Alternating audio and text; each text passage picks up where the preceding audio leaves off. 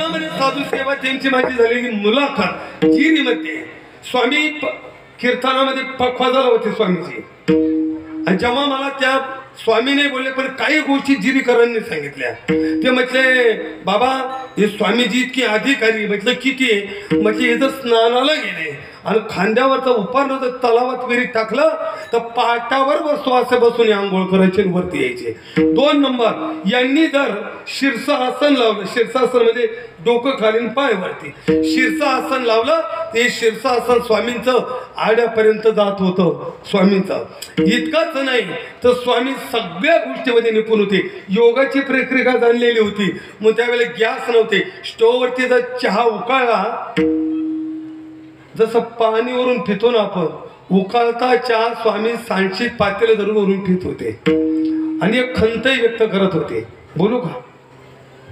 खंतही व्यक्त करत होते. ते खंत अशी व्यक्त करायची म्हटले महाराज मी अध्ययन करण्यासाठी गेल्यानंतर मी जरा जात चोरली. पण जेव्हा परीक्षा घेतली तर परीक्षेमध्ये मी क्षत्रिय ठरलो. आणि मग माझ्या सद्गुरूने मला शाप दिला की तू आतापर्यंत चोरून विद्या शिकला ना ही विद्या तुझी निष्फळ होईल. पण सांगितलं ठीक आहे पण विद्या शिकलो याचं काय? मग उपशाप द्या. मग उपशाप दिला तू तुझी विद्या तुझा अनुग्रह ज्याला देशील त्याची जागतिक कीर्ती होईल. म्हणून स्वामी बाजीराव स्वामींनी अनुग्रह जनार्दन स्वामींना केला. आणि मग ते म्हणजे पायाचे मठ याचे मंदिर त्यांची जागतिक कीर्ती झाली. विठाला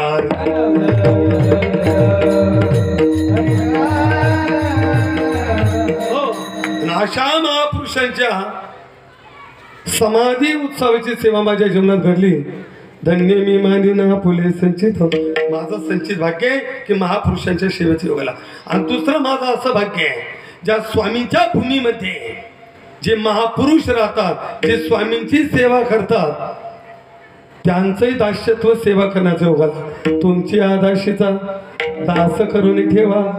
जे स्वामींची दास आहे आणि त्या दासांची दासात सेवा करण्याचं योगाला हे माझं परम भाग्य. विठाला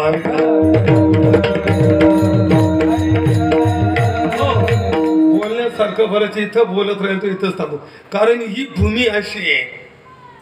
या भूमीबद्दल या महापुरुषांबद्दल किती बोललं तरी अपूर्ण आहे. या भूमीचा वैभव आहे. ही स्वतः भगवान देवाचे महादेवाचे देव महादेव ही महादेवाची क्रीडा करण्याची भूमी आहे. त्याला काम्यवन म्हटलेलं आहे. आणि आवडती नगरी म्हणजे शिवरे ज्याला शिवर म्हणतो. हा अपभ्रष्ट शब्द आहे. ज्याचं नाव आहे खरं शिवपुरी. काय नाव आहे? शिवपुरी. बघा ज्यावेळेला भगवान महेश माळ त्याला आपण म्हैस माळ म्हणतो तिथं जेव्हा गंगा निर्माण केली. कोणती गंगा? ते येळ गंगा. आणि येळ गंगेला भगवान शिवाने वरदान दिलं तुला मी पूर्णत्वाकडे ने. पूर्णत्वाकडे म्हणजे उगमापासून सागरापर्यंत मिळवेल. पण नारदानी गोदावरीला जाऊन सांगितलं ए गोदावरी अगं भगवान शिवाने येळ गंगेला वर दिलाय. मग आता तुला येळ गंगेला मिळावा लागला म्हणजे तुझं महत्व आता कमी होईल. मग गोदावरी महेश माळावरती येते. भगवान शिवाला विनंती करते. मोठी कथा आहे. पण भगवान शिवाने गोदावरीचं महत्व कमी होऊ दिलं नाही आणि येळ गंगेला पूर्ण बनवलं. म्हणून येळ गंगा विरळून निघाल्यानंतर मग मध्ये एक समुद्र निर्माण केला. काय निर्माण केला? समुद्र. तुला समुद्राला मिळवेल म्हटले ना मग येळ गंगेला समुद्राला मिळवलं. त्याचं नाव आहे शिवनद. तुम्ही त्याला शिवना म्हणते बरोबर आहे ना? काय म्हणता? ती शिवना नाही तो शिव नद आहे. नद म्हणजे समुद्र आहे. येळ गंगा शिव नदाला मिळाली आणि मग गोदावरीला मिळाला. गोदावरीचं महत्व राहिलं आणि येळ गंगेचं महत्व पूर्ण झालं. अशी पवित्र भूमी. प्रथम त्या भूमीला वंदन.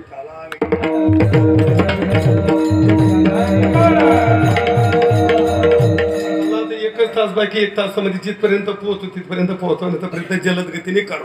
प्रमाणात ठेवलं की बिंदास द्या. फक्त शेंगल द्या. वेळ नाही घ्यायची जादा. विठाला विठाला. अभंगाच्या पहिल्या चरणाच्या उत्तर टोकामध्ये जगद्गुरु श्री तुकोबराय संगतीची अपेक्षा करतात. त्याची घडावे पण महाराजांचा जर चरित्र गाथा जर बघितला तर महाराजांनी अनेक ठिकाणी संगतीचा निषेध केलेला आहे. नकोय म्हणताय. देवाला म्हणतात देवा मला संगत नकोय. का तर सर्व संगी विटाला आणि तू एकला आवडशी.